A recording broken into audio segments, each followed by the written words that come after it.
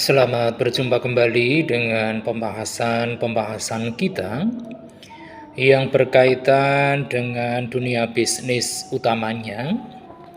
Dan pada kesempatan kali ini kita akan secara spesifik membahas suatu tema yang berkaitan dengan arsip, di mana arsip ini merupakan setiap catatan tertulis, baik itu dalam bentuk gambar ataupun dalam bentuk bagan yang memuat berbagai keterangan tentang suatu objek ataupun tentang suatu peristiwa. Nah, arsip itu sendiri terdiri dari beberapa jenis, dan apabila kita menelaah jenis arsip dengan mengacu pada fungsinya, maka arsip itu terbagi menjadi dua jenis.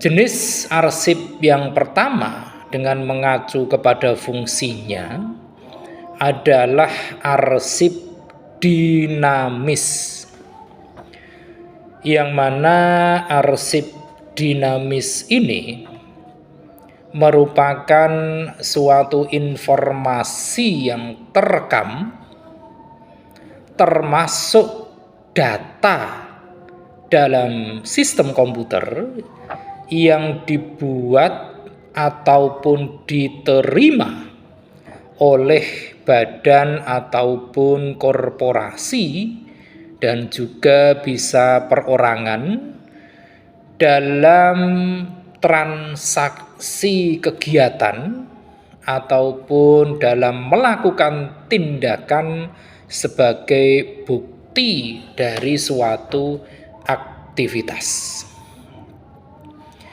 Arsip dinamis ini haruslah memenuhi persyaratan-persyaratan tertentu. Di antara berbagai syarat yang harus dipenuhi oleh arsip dinamis ini adalah bahwa arsip itu haruslah lengkap, kemudian juga memenuhi aspek kecukupan, kemudian juga memenuhi aspek kebermaknaan, kemudian juga haruslah komprehensif, kemudian juga harus memenuhi persyaratan ketepatan, dan tentu syarat yang berikutnya adalah bahwa arsip tersebut tidak melanggar hukum. Ini adalah arsip dinamis yang harus memenuhi berbagai persyaratan tadi. Arsip dinamis ini dapat dibagi menjadi beberapa kategori lagi, yaitu yang pertama arsip dinamis administratif, kemudian yang kedua adalah arsip dinamis akuntansi, kemudian ada arsip dinamis proyek, dan juga ada yang disebut dengan berkas kasus. Ini adalah jenis arsip yang pertama dengan mengacu pada fungsinya. Kemudian untuk jenis yang kedua masih mengacu kepada fungsinya. Arsip itu ada yang diklasifikasikan menjadi arsip statis. Kalau yang pertama tadi adalah arsip dinamis, maka yang kedua ini adalah arsip statis, yang mana arsip statis ini merupakan suatu arsip yang tidak dipergunakan secara langsung untuk perencanaan, untuk penyelenggaraan kehidupan kebangsaan pada umumnya, maupun untuk penyelenggaraan administrasi negara keseharian. Pada umumnya, bentuk arsip statis ini berupa kertas, berupa foto, dan juga berupa transkrip. Arsip statis ini memiliki nilai guna, utamanya nilai guna kesejarahan. Ini adalah arsip statis. Nah, dua jenis tadi, arsip dinamis dan arsip statis, adalah pengklasifikasian dari arsip dengan mengacu kepada fungsinya.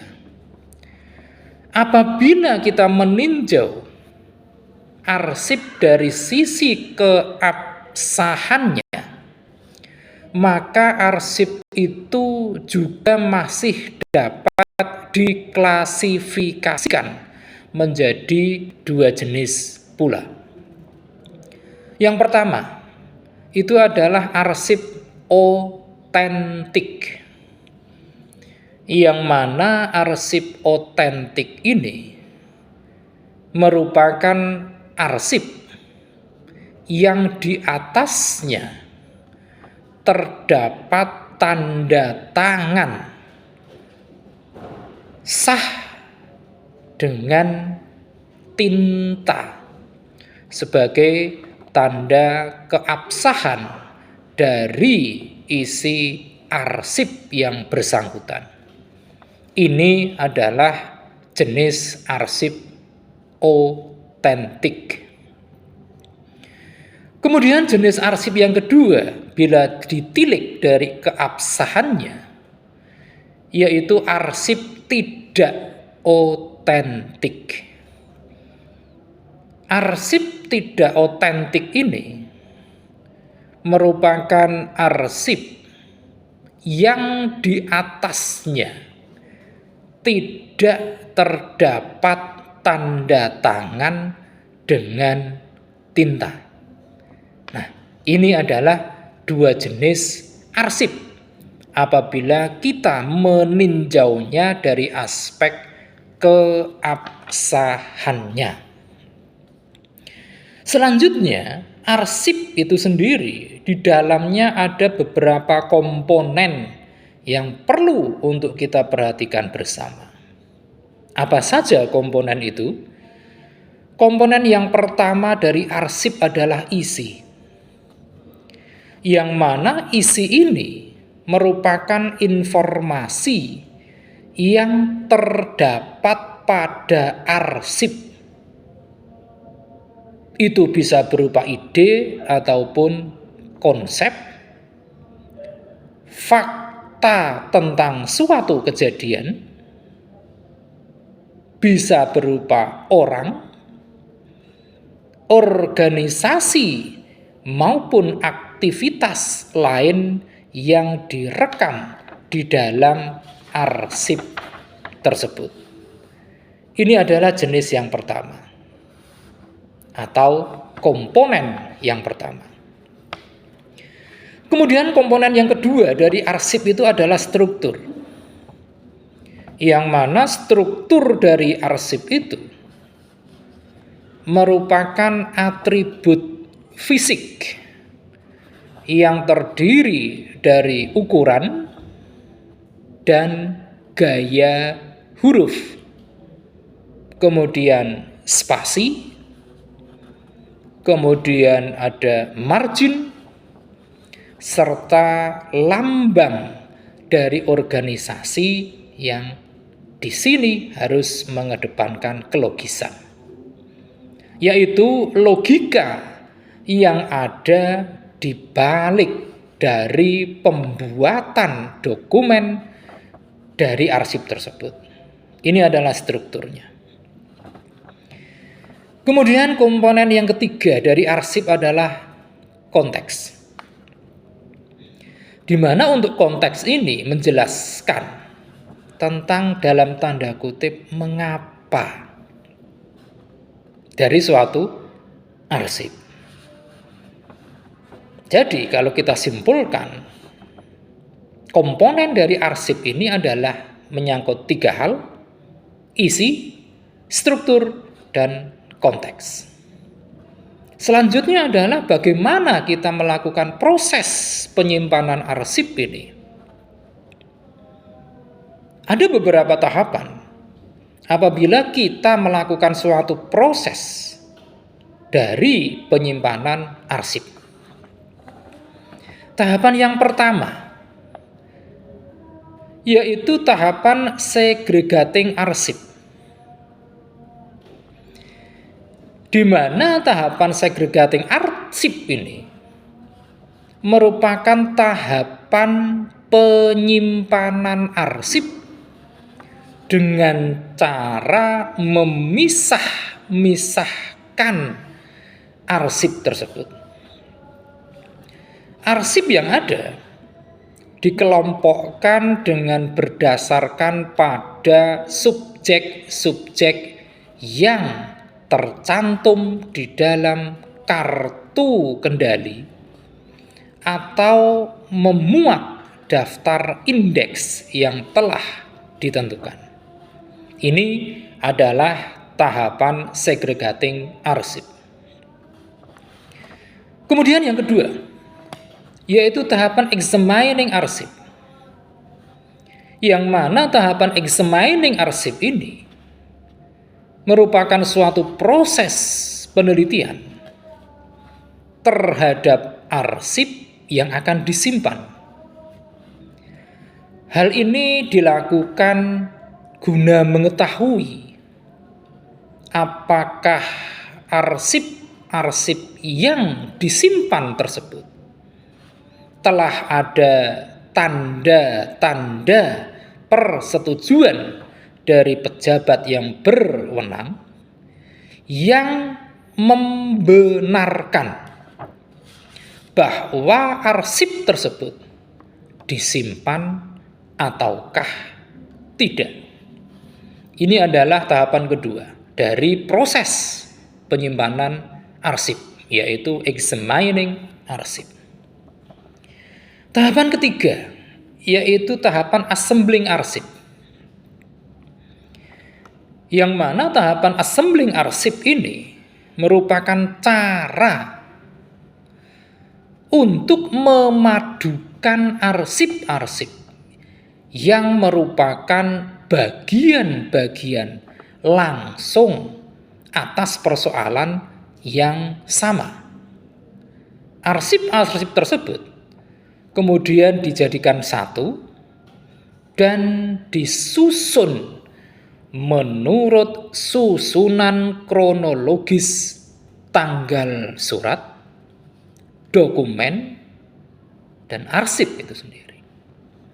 Ini tahapan ketiga. Kemudian tahapan keempat dari proses penyimpanan arsip adalah tahapan classification arsip.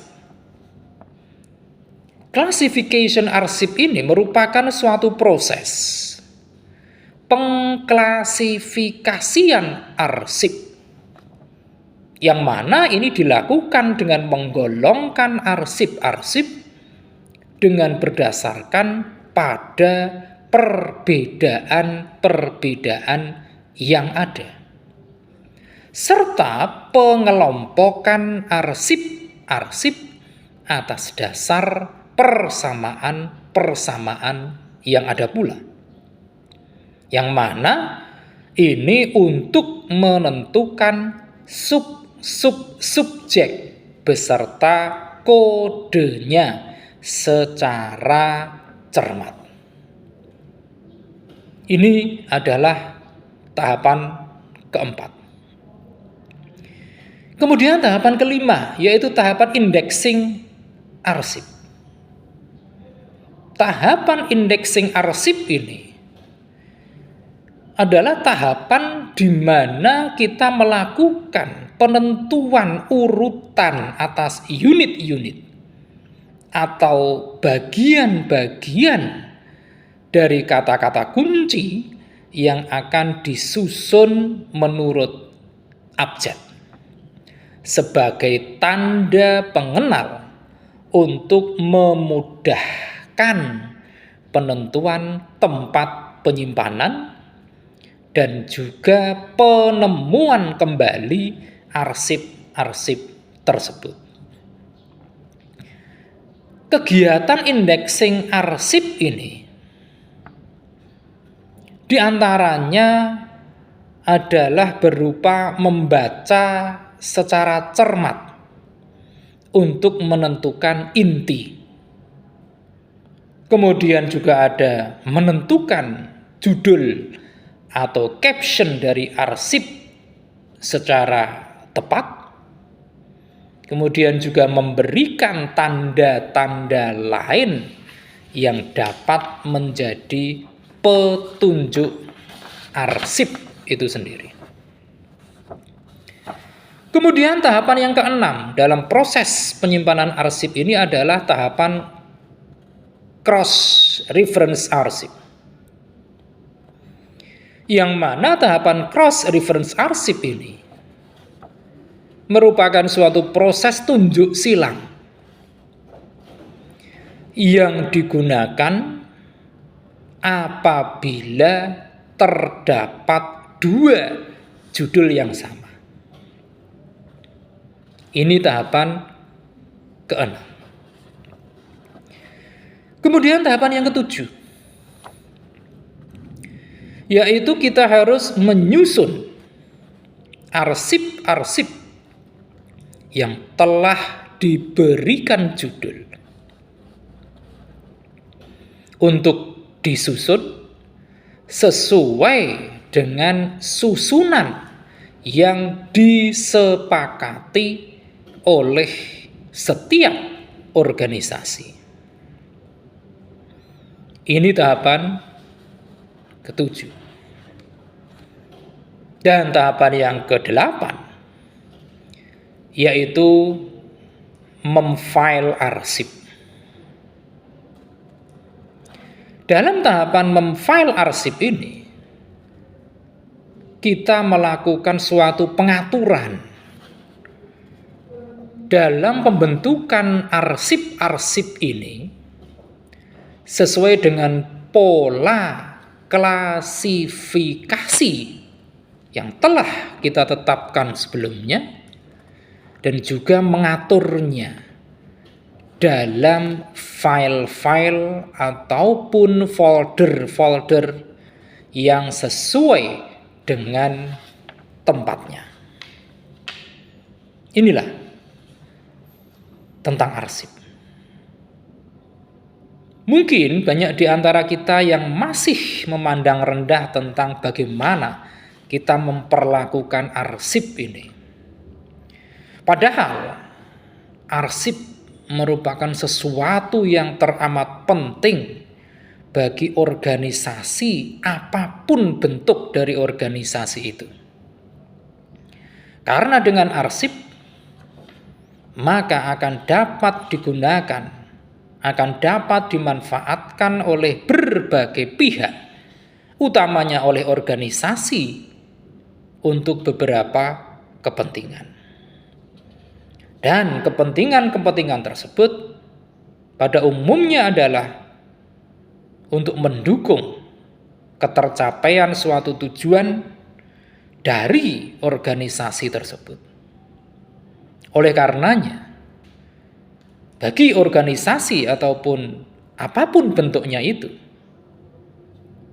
arsip merupakan salah satu bagian yang teramat penting dan tidak terpisahkan dari elemen-elemen lain dalam suatu sistem manajemen suatu organisasi.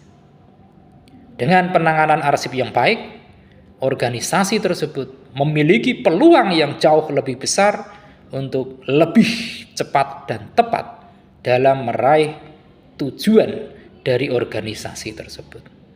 Demikian pembahasan singkat kita tentang arsip ini. Terima kasih atas perhatian Anda semua. Dan jangan lupa setelah menyaksikan tayangan ini silahkan klik di layar Anda untuk like, komen, share, dan tentu saja jangan lupa subscribe.